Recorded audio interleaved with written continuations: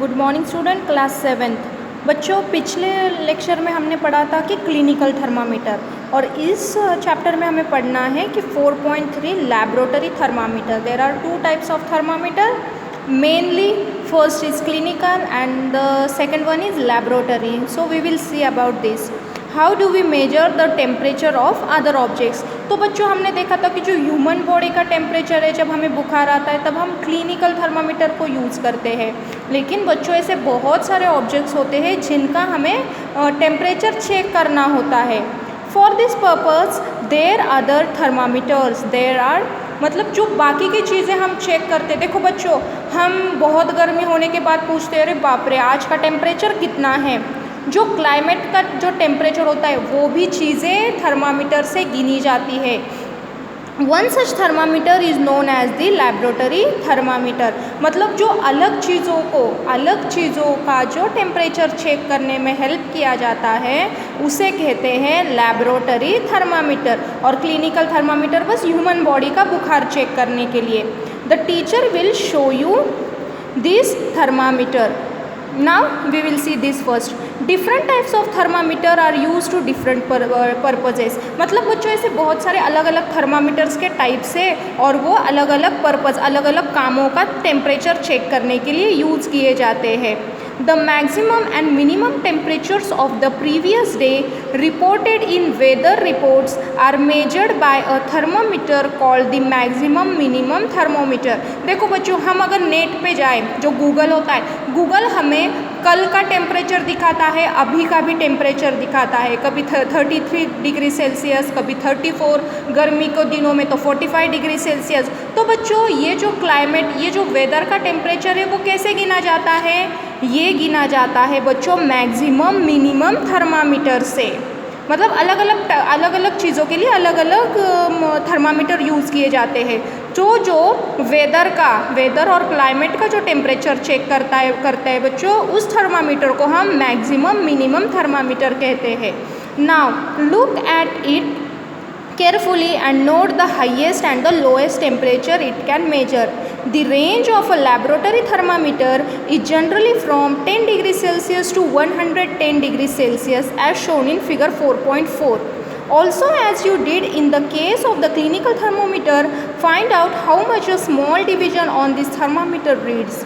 You would need this information to read the thermometer correctly.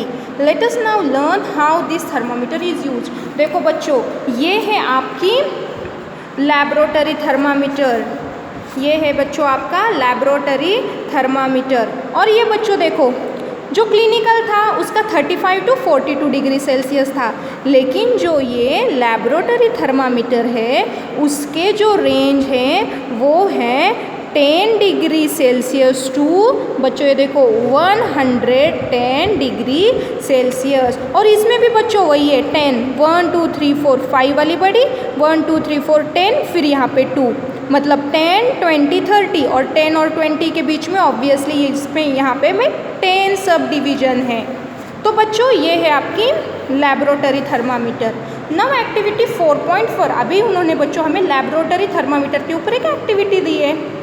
Take some tap water in a beaker और a मग। मतलब देखो बच्चों, आपको इस एक मग में पानी लेना है, टैप वाटर यानी नल का पानी।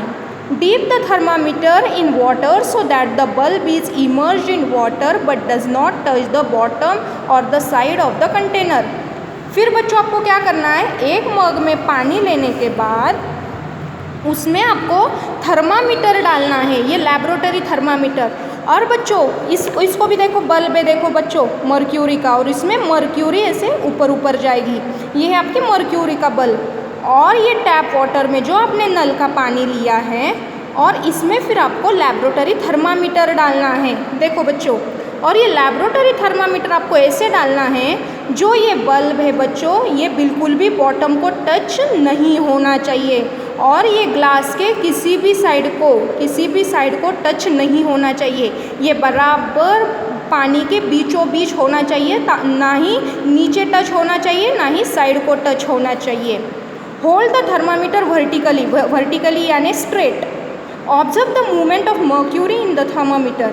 Wait till the mercury threads become steady. Steady यानी बिल्कुल शांत। फिर आपको क्या करना है बच्चों, इसमें आपने नल का पानी लिया, इसमें लैबोरेटरी थर्मामीटर डाला, बिल्कुल भी बॉटम को टच नहीं करना है। मैंने आपको पहले ही बोला है, जो मर्क्यूरी का बल्ब होता है ये साइड नीचे आनी चाहिए, ठीक है। और आपको फिर ये यहाँ से मर्क्यूरी आपकी रेज होने लगेगी, ऊपर चढ़ने लगेगी।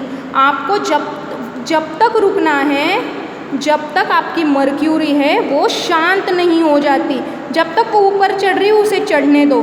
जब तक ये यहाँ पे आकर समझो शांत हो गई, फिर आपको यहाँ का रीडिंग चेक करना है। समझो आपका रीडिंग आएगा 50 डिग्री सेल्सियस, मतलब आपके वाटर का टेम्परेचर है 50 degree Celsius. Now in addition to the precautions needed while reading a clinical thermometer the laboratory thermometer. देखो बच्चों, जैसे हम क्लिनिकल थर्मामीटर को प्रिकॉशंस लेते हैं वैसे ही आपको लैबोरेटरी थर्मामीटर को भी लेने चाहिए, लेकिन कुछ उसमें एडिशन से। Should be kept upright not tilted, मतलब हमेशा जो ये आपकी थर्मामीटर है वो हमेशा आपको सीधी ही रखनी है, ऐसी टेढ़ी मेढ़ी नहीं रखनी है। Bulb should be surrounded from all sides by the substance of which the temperature is to be measured. The bulb should not touch the surfaces of the container. देखो बच्चों, अभी हमने तो वाटर का चेक किया है, इसमें से हम किसी भी लिक्विड का चेक कर सकते हैं, किसी भी चीज़ का टेम्परेचर चेक कर सकते हैं। तो हमेशा जो ये आपका बल्ब है वो आपके लिक्विड में यहाँ वहाँ बाजू को टच नहीं होना चाहिए, ये लिक्विड के बराबर बीच में ही आपका ये मर्क्यूरी का बल्ब होना चाहिए। Note the reading, this is the temperature of water at that time, मतलब ये टेम्परेचर आपको चेक करना है और इस वक्त का आपका टेम्परेचर होगा इतना जितना आपने लिया है।